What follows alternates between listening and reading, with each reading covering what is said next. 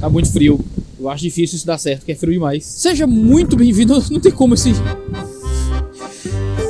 É impossível tá pegando isso direito, mas vou tentar. Seja muito bem-vindo ao 2 Dedos de Teologia. Eu sou o pastor Iago Martins. Você não está no meu escritório, você está no Rio Sena. Atrás de mim você deve estar vendo aí a Torre Eiffel. E eu estou, obviamente, em Paris, mon amour. Estou de viagem, de férias com minha família, mas quis tirar um tempinho, não me julgue muito, para poder conversar com você sobre religião e política direto do local onde muitos dos acontecimentos históricos mais relevantes nesse sentido se estabeleceram. De longe, Paris, a França de forma geral, foi um dos lugares onde o tema da política e da religião melhor se conectaram, justamente por causa do Iluminismo, da Revolução Francesa e de tudo aquilo que fez com que a religião da humanidade se estabelecesse de forma tão profunda e se arraigasse o DNA da França. É na França que até hoje você encontra locais como o Panteão, uma igreja que foi convertida num ambiente de louvor a revolucionários. Você tem muitos lugares onde aconteceram morticínios, como no famoso caso da guilhotina, em nome da revolução. Você tem muitos espaços religiosos que foram depredados. E a gente vai passar por vários deles e conversar bastante sobre religião e política, mostrando in loco muitas dessas coisas. Então vem com a gente por essa viagem, não só por Paris, mas também pelo coração do homem e nos substitutos que ele tenta encontrar para a devoção a Deus.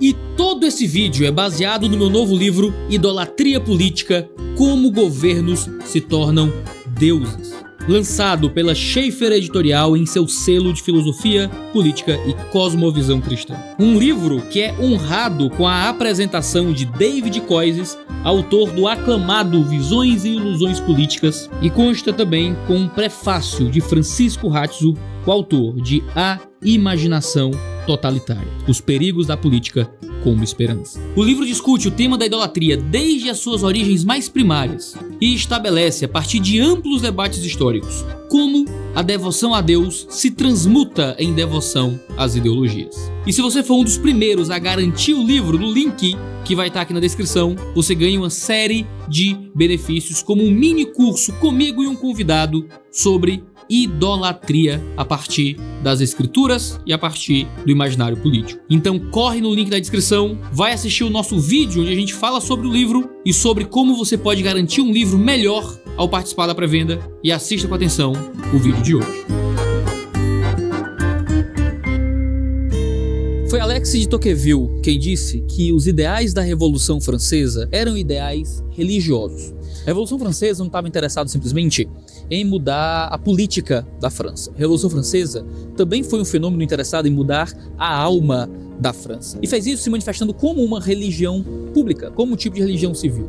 Nós temos nomes na ciência política para descrever o fenômeno religioso da Revolução Francesa. Fala-se do culto à razão, fala-se da religião da humanidade. São termos não inventados por religiosos para criticar a Revolução Francesa, são termos usados na filosofia política para se referir até hoje ao que aconteceu na Revolução. Havia um interesse muito sério em tentar suprir as demandas da religião por meio da política. E isso fez até mesmo com que ambientes outrora de culto a Deus se tornassem agora ambientes de culto aos revolucionários. Na Revolução passou-se a ter batismos em nome da pátria, passou-se a ter casamentos em nome da pátria, passou-se a ter orações à pátria, de modo que é sabido desde muito tempo que a Revolução Francesa não pode ser considerada só como um fenômeno político normal. Foi o fenômeno moderno mais poderoso em suprir na política demandas que eram comuns à religião. Aqui atrás de mim a gente tem a Torre Eiffel, um monumento em comemoração aos 100 anos da Revolução Francesa. A gente vai subir nela daqui a pouco.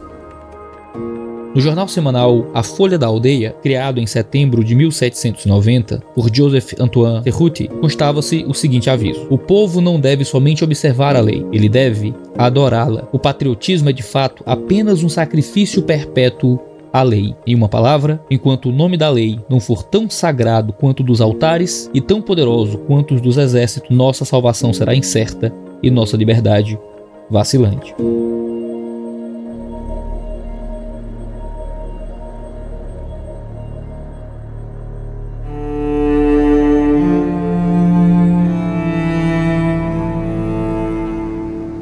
Muita gente acredita que a relação entre política e religião é uma relação que geralmente é feita pelos campos da direita, no sentido de serem conservadores, religiosos, defenderem ideais sociais mais arcaicos ou o que é que seja. Mas isso não é verdade. A relação entre política e religião é uma relação que perpassa muitos dos movimentos políticos, incluindo muito fortemente os movimentos revolucionários. Quando você pensa nas revoluções, muitas delas se manifestaram como esforços do campo religioso projetado na política. Não era simplesmente o uso da religião para a política, mas era um uso religioso do político, no sentido de que para tentar vencer os anseios comuns da religião, se oferecia uma nova religião. Isso por meio do pensamento político. Foi o John Gray que disse que quando o cristianismo perdeu força como movimento social na Idade Média tardia, ele não foi substituído pelo ateísmo ou pelo islamismo, mas foi substituído pelos movimentos políticos pós-iluministas. Tanto que, por historiador alemão Manfred Fletcher, nós deveríamos aplicar os métodos da fenomenologia da religião para explicar as origens do Estado moderno. As duas principais obras sobre as características religiosas da Revolução Francesa são os clássicos O Culto da Razão e O Culto do Ser Supremo, publicado em 1892 pelo titular da primeira cátedra de História da Revolução Francesa em Sorbonne, chamado Alphonse Aulard, e o livro As Origens dos Cultos Revolucionários, publicado em 1904 pelo historiador francês Albert Mathieu. São duas obras que demonstram com profundidade e trato amplo de fontes primárias os profundos aspectos religiosos da Revolução Francesa. Mas tem um desenvolvimento mais popular, que vem de um nome muito respeitado nos pensadores políticos da história da França,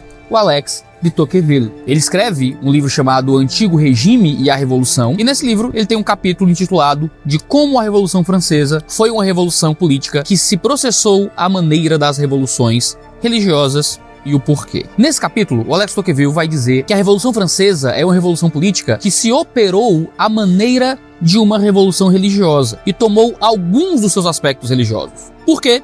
Ele dá 3 motivos. Em primeiro lugar, ele diz que a revolução agiu em relação a este mundo exatamente como as revoluções religiosas operaram em relação ao outro mundo. Ou seja, houve uma projeção daquilo que seria um projeto apocalíptico ao outro mundo, agora para as relações humanas presentes. A revolução tratou o mundo atual como se trataria o outro mundo. E é por tratar o Estado como força transformadora, como agente da razão, que os revolucionários franceses sobrepujaram a religião do momento. Em segundo lugar, o Tocqueville vai dizer que havia na revolução uma antropologia que tentava transcender o homem do tempo e do espaço. Enquanto a religião crê em objetos transcendentes, e essa transcendência afeta a visão do indivíduo como imagem de Deus, existe uma queda que perpassa todos os homens, e por isso o homem é tratado de uma forma igual nesse sentido, considerando a unidade interhumana intransponível, porque todos fomos criados por Deus e todos somos afetados por pecado. O movimento político começou então a pensar também nos indivíduos segundo padrões sistemáticos arbitrários, pouco dotados de características individuais e de peculiaridades próprias de seu tempo e de seu meio. Tratados como uma grande massa a se manifestar como um objeto de revolução, o homem se tornou mera classe, ansiando uma nova antropologia. Essa expectativa profundamente religiosa é, segundo o Tocqueville, um dos cernes das relações do regime da Revolução Francesa. Em terceiro lugar, Alex Tocqueville vai dizer que o revolucionário aspirava mais a regeneração do gênero humano do que a própria reforma protestante francesa. Isso significa que havia muito mais um esforço de transformação humana, de regeneração e redenção, do que um esforço de fazer uma reforma política no país. O que é muito próprio das antropologias revolucionárias, em que se crê que através da transformação política se transforma o homem, como aconteceria no materialismo histórico marxista, na visão de infraestruturas de relações econômicas definirem supraestruturas de relações humanas, o que aproximaria o iluminismo francês e o próprio marxismo em seus projetos de reforma antropológica. Para o Albert Mathieu, essa foi a grande ideia essencial da filosofia revolucionária do século XVIII. Essa ideia de que o homem pode melhorar sua condição de modo indefinido, transformando o organismo social por meio do aperfeiçoamento moral constante e eterno, ao ponto do organismo social se tornar ele próprio um objeto de veneração, adoração e felicidade. É comumente conhecido que os pensamentos utópicos projetavam um novo homem em uma doutrina laica e secular de deificação humana através da batalha política. E foi assim que a Revolução, diz Tocqueville, inspirou o proselitismo e gerou propaganda. Foi assim que pegou este ar de revolução religiosa que tanto apavorou os contemporâneos, ou melhor, tornou-se ela própria uma espécie de nova religião. Uma religião imperfeita, verdade. Uma religião sem Deus, sem culto, sem além, mas que todavia inundou toda a terra com os seus soldados, com seus apóstolos e com seus mártires. Essas circunstâncias teopolíticas não deveriam espantar quem quer que seja íntimo do espírito da época iluminista. Christopher Dawson explica que se as ideias do iluminismo fossem penetrar além do mundo limitado das classes privilegiadas e mudar o pensamento e a vida das pessoas, eles teriam de apelar a forças psicológicas que estavam sob a consciência racional. Por isso, era necessário que os filósofos das luzes transformassem suas ideias de filosofia em religião, deixar de serem meras ideias e se tornarem artigos de fé. Segundo o Dawson, foi o Jean-Jacques Rousseau que interpretou o liberalismo em termos religiosos, tornando-se ele próprio o fundador e profeta da nova fé, a religião da democracia. De tal forma que ele não era um revolucionário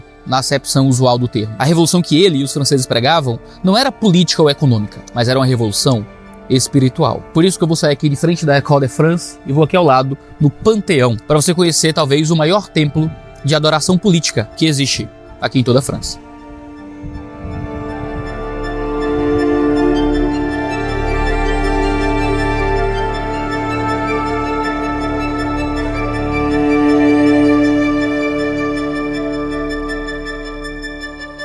Eu estou em frente ao Panteão, mas é talvez um dos grandes monumentos da Revolução Francesa. E se você olhar a partir da perspectiva da fé, você vai ver esse como talvez o maior templo que representa a idolatria e os aspectos religiosos da Revolução Francesa. Quando a gente fala sobre o Panteão, a gente está falando sobre uma igreja em homenagem à Santa Genoveva, que foi feita para homenagear uma santa católica pela sua devoção a Cristo Jesus, que antes de chegar a ser essa catedral foi tomada pela Revolução Francesa, então deixou de ser uma igreja para ser um panteão. Panteão, literalmente do grego, diz de todos os deuses. Então, assim como o panteão greco-romano representava a habitação de todos os deuses, aqui é o local que glorifica todos os deuses. Que deuses são esses? São justamente os personagens da Revolução Francesa. Os ideais da religião da humanidade e do culto à razão da Revolução Francesa elevou os indivíduos dessa revolução à figura de pequenas divindades que forneceram e trouxeram para o mundo justamente essa nova existência política que se crê ter surgido a partir da Revolução. Lá dentro a gente tem um pouco mais acerca disso.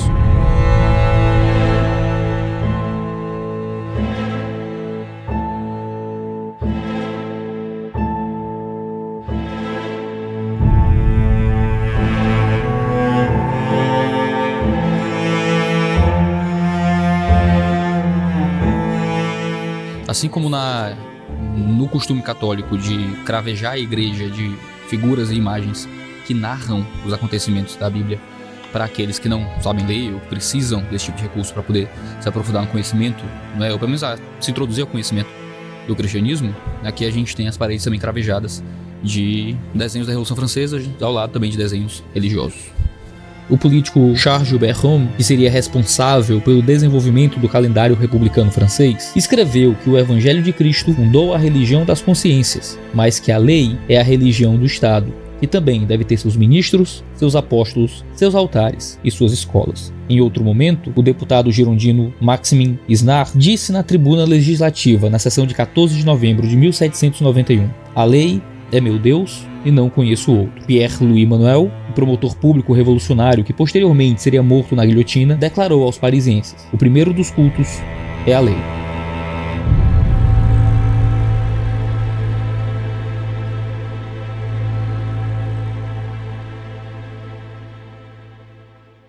Aqui a gente está dentro, não é? O que é, sim, certamente um dos lugares mais incríveis que eu já estive dentro da minha vida. E minha esposa escreveu de forma perfeita. Ela disse que é lindo e triste ao mesmo tempo, não é? É lindo porque, assim, é uma peça arquitetônica inacreditável, de beleza, de arte, do que isso aqui é para os olhos e o que é de história, não é? Para o mundo que a gente vive. Mas, ao mesmo tempo, é epítome máxima do que representa a idolatria política e o que representa o apagamento da esperança religiosa sendo projetado numa esperança agora política, né? Você tem aqui exatamente um templo de louvor a um santo católico que se transforma agora num templo de louvor a revolucionários políticos e a aquilo que foi conquistado por meio da violência e da espada, né? Tudo aquilo que seria a iconografia religiosa acaba sendo substituída por iconografias laicas, né, e políticas. Se existe uma igreja para a política no mundo, o Panteão aqui na França certamente é esse lugar.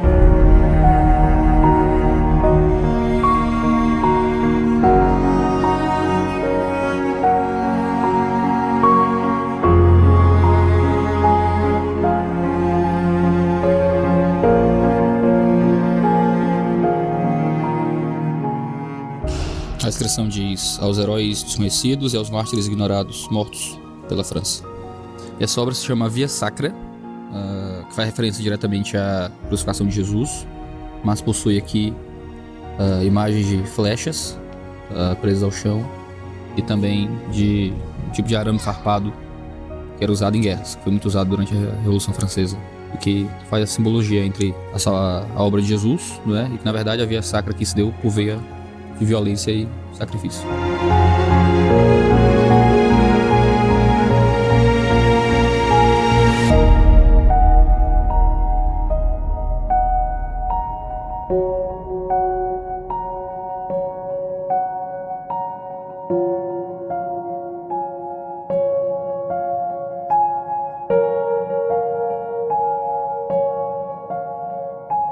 Albert Mathieu foi talvez um dos maiores pesquisadores sobre Revolução Francesa, que ele trabalhou muitas fontes primárias no período da Revolução e chegou à conclusão de que os revolucionários simbolizaram as suas crenças por meio de elementos de piedade religiosa, não é? Desenvolveram práticas cerimoniais religiosas, expressaram uma fé religiosa que foi muito comum a todos ali. Impuseram ideias e símbolos com um tipo de fanatismo religioso muito particular, de forma que desenvolveram símbolos religiosos e fundaram instituições religiosas em nome da Revolução Francesa, em substituição a outras instituições cristãs. Foi dessa forma que a gente teria o direito de concluir que existiu de fato uma religião revolucionária análoga em essência a todas as outras religiões que a Revolução Francesa tentou substituir. E por isso que é difícil acreditar na conversa de enforcar o último rei nas entranhas do último padre, né?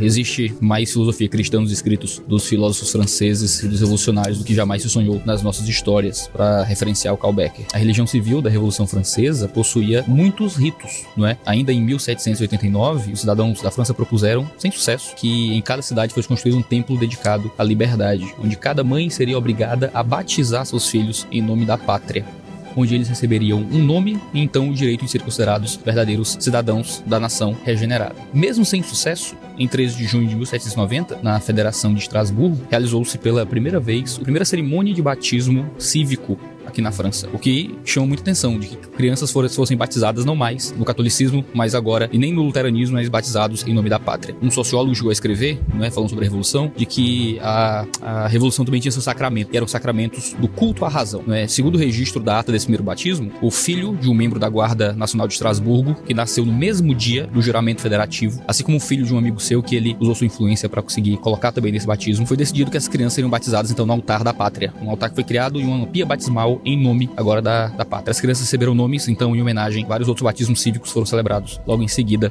Chegaram a realizar mesmo casamentos cívicos no altar da pátria, em nome da nação e não mais ao nome de qualquer deus. Não se tornaria então espantoso que muito cedo começasse a surgir então orações em nome da pátria. Em um livro anterior a 1791, um soldado da Guarda Nacional da Comuna de Blois publicou uma coletânea de orações patrióticas intitulado Couper pour la Fédération, que eram os dísticos para a Confederação. Se existe uma igreja em nome da pátria, por que não existir orações onde que a gente ora, preza pela pátria, não orando pela pátria, mas orando a própria pátria como uma divindade, o que evoca muito os cultos a Roma, a cidade de Roma, que inundaram o mundo antigo. Isso aqui é a manifestação máxima, certamente, desse tipo de ideal.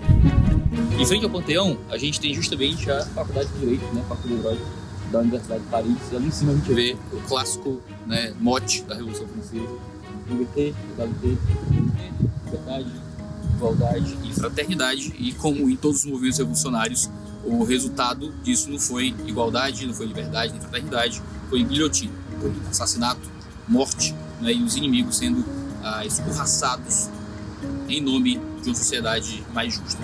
Nada diferente do que a gente encontra nos movimentos políticos atuais, não é mesmo? Aqui é a biblioteca. Tem o nome de um monte de autor francês ali, tem Voltaire, Descartes, Locke.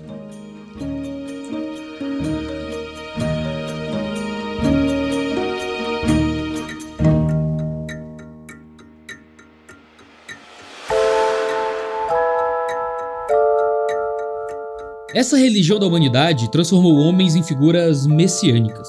Em 1791, determinado deputado discursou que os mártires da Revolução deveriam ser tratados como santos, à semelhança dos santos do cristianismo católico. Para ele, os mártires do patriotismo deveriam ocupar um lugar entre os semideuses. Esse espírito tomava conta do povo, influenciava o relacionamento até com figuras ainda vivas. E por isso eu tô aqui na Normandia, frente ao Monte Saint-Michel. Porque em uma carta ao Comitê de Segurança Pública da França, datada de 25 de fevereiro de 1794, o representante das regiões de Hauts-de-Seine e Haute-Marne, assinando apenas como Duroy, escreveu a partir de Saint-Dizier sobre o que ocorreu depois que ele pregou o que ele mesmo chamou de um sermão patriótico, que fica aqui na região da Normandia. A gente passou por ela de ônibus no caminho para cá hoje. Hoje ela faz parte da comuna de Valdalière. Ele escreveu exatamente o seguinte, e aqui eu leio para você. Vi um fanatismo de outro gênero, mas que não me aborreceu. Algumas mulheres corriam em minha direção para tocar minhas roupas e se retiravam felizes. E ele confessa: ó, meus caros colegas, que prazer isso foi para mim. O ato lembra a postura da mulher do fluxo de sangue, onde o enferma toca as vestes de Jesus em busca de cura, de onde emana poder. O mimetismo do fenômeno bíblico mostra como a revolução fez com que o povo tratasse os representantes do Estado como homens santos.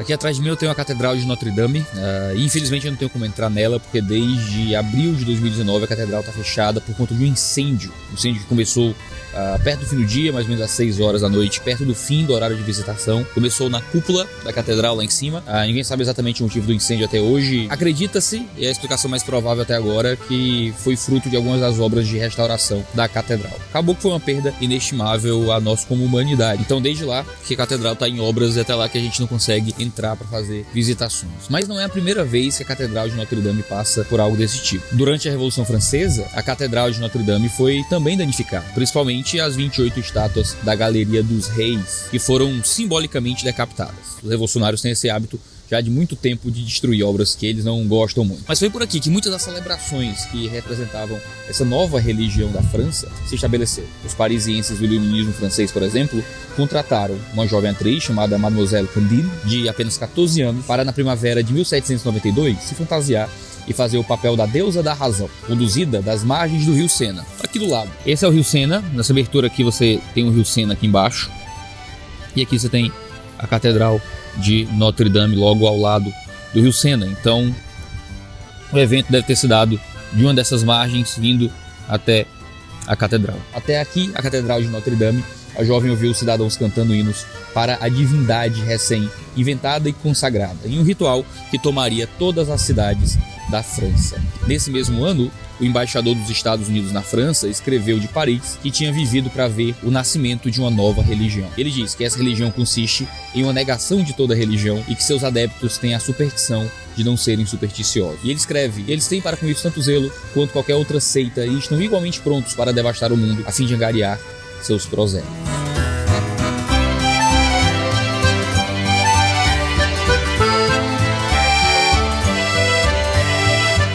Eu tô aqui no Le Procope, ele tá aqui atrás de mim, e é um dos cafés e restaurantes mais famosos de Paris, dos mais antigos do mundo. Ele originalmente foi fundado em 1686, por mais que tenha fechado definitivamente em 1890 e outros empreendimentos surgiram aí no meio do caminho, um restaurante com o mesmo nome foi fundado e existe aí até hoje. Sentavam aqui, neste mesmo lugar, personagens importantes da história francesa como Condorcet, Rousseau, Voltaire, Diderot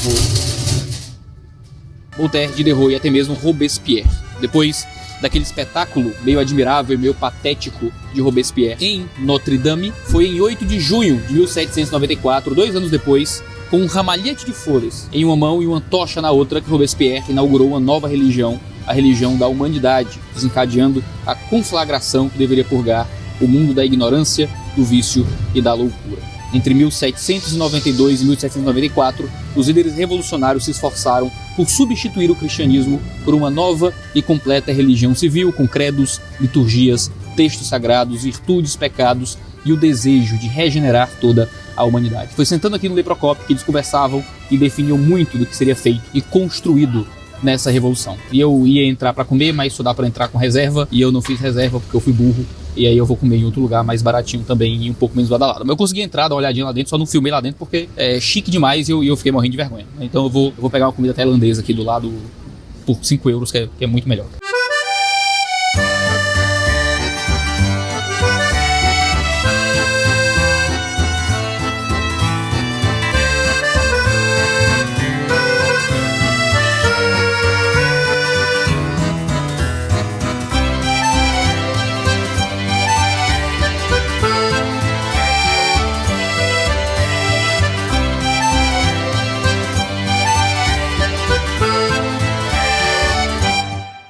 Descrevendo o estado de espírito dos autores da primeira Declaração dos Direitos no jornal O Monitor Universal, que foi o principal jornal da Revolução Francesa e diário oficial do governo francês, Jacques-Marie Rousset disse que a Assembleia Constituinte achou necessário garantir sua obra pelo estabelecimento de uma espécie de culto político. A religião civil da Revolução Francesa possuía também o seu credo. A Assembleia Nacional do Terceiro Estado de Paris propôs uma Declaração dos Direitos que explicitava o interesse do culto nacional, transformando legisladores em sacerdotes da felicidade pública a fim de estabelecer uma fé nacional. Para uma nova fé, é preciso um novo credo, escreveu Mathieu sobre a Constituição dos Revolucionários. Foi Armand Gaston Camus, um dos primeiros presidentes da Assembleia Nacional, que deixou claro, e aqui eu cito: temos certamente o poder de mudar a religião por meio da legislação civil. E certamente isto foi feito. Nos debates sobre a Declaração dos Direitos, um pároco não nomeado chamou a Constituição de divindade tutelar, a cujos pés os habitantes da França vêm para expor seus medos e desesperos. E disse aos legisladores que eles deveriam mostrar o texto constitucional e declarar: este é o vosso Deus, adorem-o.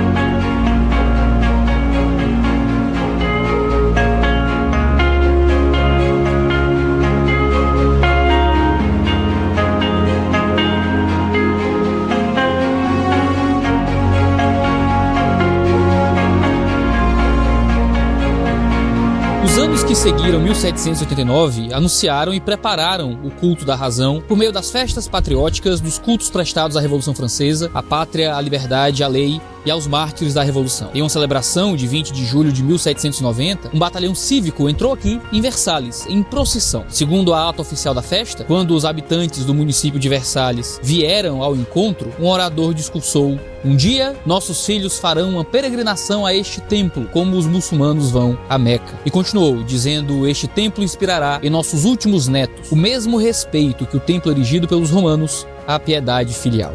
Ao retornarem a Paris, alguém diria que eram deuses que estavam em movimento. E saindo aqui de Versalhes e voltando para Paris, foi no Bosque da Bolonha que um jantar celebrou o fim dessa procissão cívico-religiosa. E a gente vai mais para perto para poder falar um pouco disso.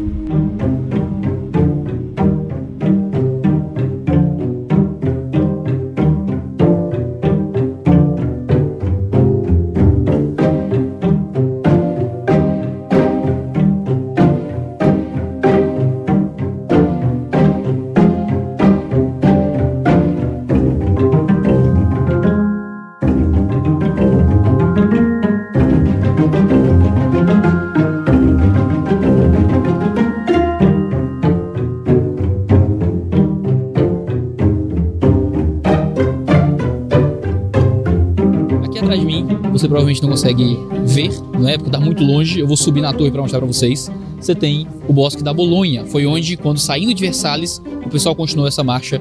E eu vou subir no alto da Torre Eiffel para mostrar para vocês. A Torre Eiffel, não sei se você sabe disso, ela existe em comemoração aos 100 anos da Revolução Francesa. Ela marca justamente o que foi essa revolução e nada melhor do que subir no topo da torre para falar um pouco sobre como o que aconteceu em Versalhes acabou se concretizando e encontrando sua consumação aqui nas terras de Paris. Agora bem longe de Paris, bem longe do centro de Paris, já é no bosque que a gente tem ali por trás, que é impossível de ver daqui, mas vai dar para ver lá de cima. Ali embaixo é o Bosque da Bolonha. Estou filmando aqui de cima da Torre Eiffel. É longe e bonito. o pessoal marchou até aqui, no Bosque da Bolonha, e iniciaram um grande jantar festivo, e foi neles que o Charles Gilbert Rome leu os 2 primeiros artigos da Declaração dos Direitos Humanos. Diz o texto que com o objetivo de ler a ata para abençoar os presentes, e todos os convidados repetiram que assim o seja, em um mimetismo do rito católico romano. Já na sobremesa, leu-se a ata do dia. A ata registra que este ato religioso despertou aplausos nútridos. Foi ali no Bois da Boulogne que terminou o dia, e foi lá que a leitura da Declaração dos Direitos Humanos foi tratado como uma leitura de um texto religioso a fim de abençoar, mimetizando um culto católico, sendo agora um tipo de culto político. E tá muito frio aqui em cima. Eu vou já descer. Eu tinha que mostrar pra vocês aqui a região. Por mais que também se explique pela ordem natural e pelo impulso religioso comum ao ser humano, a religião da humanidade também foi uma metodologia revolucionária. Em seus 3 manuscritos, o pastor calvinista Rabaud Saint-Étienne fala que os revolucionários não deveriam se esforçar por destruir a fonte moral da religião, mas sim para retirá-la das mãos do clero e associá-la ao campo moral da política, onde a moral religiosa estaria nas mãos de um único administrador dos interesses sociais. Apenas assim, o poder civil conquistaria o seu mais elevado estado de força. Nesse sentido, não é injustificado questionar se ele continuava pensando assim quando estava para ser ele próprio morto pela guilhotina. Falando em guilhotina, o local onde ela ficava está aqui do lado, e eu vou levar vocês lá. Aqui atrás de mim você tem a Praça da Concórdia, Place la Concorde. Ela é conhecida pelo Obelisco de Luxor, que é esse obelisco que fica aqui à minha esquerda. É um obelisco muito famoso porque ele é egípcio, é cheio de hieroglifos intransponíveis pelo cidadão comum. Mas você consegue ver aqui a Torre Eiffel. Olha só, famosa brincadeirinha de segurar a Torre Eiffel assim, né? O pessoal geralmente faz e tal. Só que esse espaço, não é, também ele é conhecido por outra coisa, pelo local que ele representou historicamente. Era aqui que ficava a guilhotina durante a Revolução Francesa, onde mais de 1000 franceses foram decapitados em nome da igualdade, da liberdade, da fraternidade. Quais foram então os resultados de toda essa religião civil, senão o famoso terror jacobino, que eliminou das formas mais violentas os supostos inimigos da Revolução, em julgamentos sumários, sem qualquer direito de defesa ou mesmo da necessidade de provas. Mais de 40.000 pessoas acabaram executadas em nome da religião da humanidade, fosse por guilhotina, por afogamento, ou por fuzilamento, ou mesmo por machadada. O tribunal revolucionário banhou as ruas da França de sangue inocente. E não imagine que isso foi a revelia da vontade dos revolucionários, não. Robespierre, o principal líder jacobino, se alegrou muito e escreveu que um rio de sangue agora dividia a França de seus inimigos em tons positivos. Os pregadores cristãos, que incentivaram a revolução com seus sermões políticos, que aplicavam mensagens apocalípticas do juízo de Deus aos povos como se fossem mandamentos morais para que o povo francês destruísse os reis, provavelmente não imaginaram que também seriam eles próprios alvos de morte por guilhotina.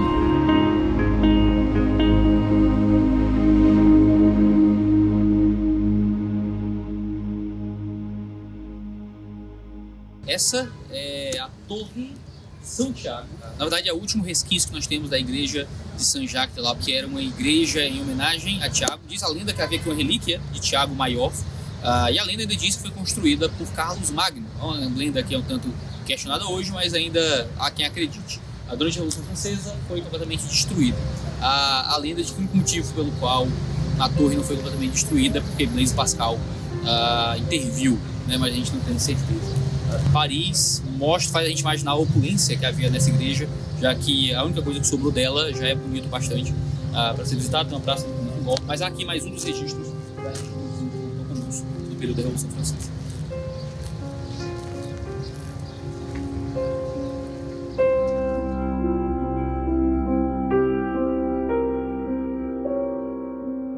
E é aqui, em frente ao Museu do Louvre, que eu encerro essa jornada com vocês. Por essa pequeníssima introdução de como a religião francesa ilustra muito bem as nossas preocupações sobre o relacionamento entre política e religião. Não simplesmente das pessoas usarem a religião para fins políticos, mas do grande perigo de usarem a política como substituto da religião. E é aqui no Louvre que a gente tem a famosa pintura de Eugène Delacroix, talvez uma das pinturas mais importantes da Revolução Francesa, a liberdade guiando o povo, onde a liberdade é personificada como uma deusa grega e guia o povo levando acima de si a bandeira da França por cima de cadáveres. Ali, Delacroix marca muito claramente o paradoxo da revolução. Na luta por liberdade, na luta por criar um mundo melhor, na luta por fazer da política uma força realmente transformadora da natureza humana. Nós só conseguimos fazer isso pisando nos cadáveres daqueles que ficaram para trás. E certamente não é isso que nós esperamos quando desejamos um trabalho político mais sério no nosso país. Se você quiser saber mais sobre isso, conhecer mais para muito além dessa pequeníssima introdução desse vídeo, o meu novo livro, Idolatria Política, certamente vai ser um caminho para auxiliá-lo